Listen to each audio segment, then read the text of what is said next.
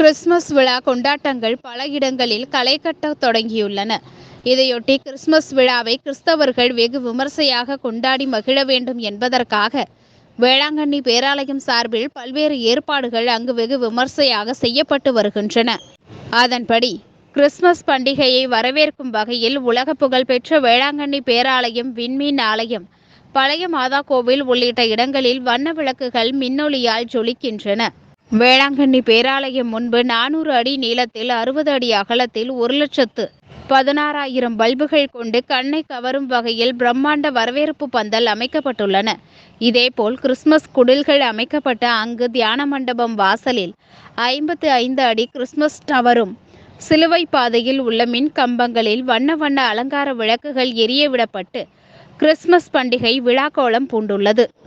Christmas விழாவை கொண்டாடுவதற்காக பல மாநிலங்களில் இருந்தும் ஏராளமான கிறிஸ்தவர்கள் வேளாங்கண்ணிக்கு வந்து குவிந்துள்ளதால் அங்கு கிறிஸ்துமஸ் விழா களை கட்டி வருகிறது.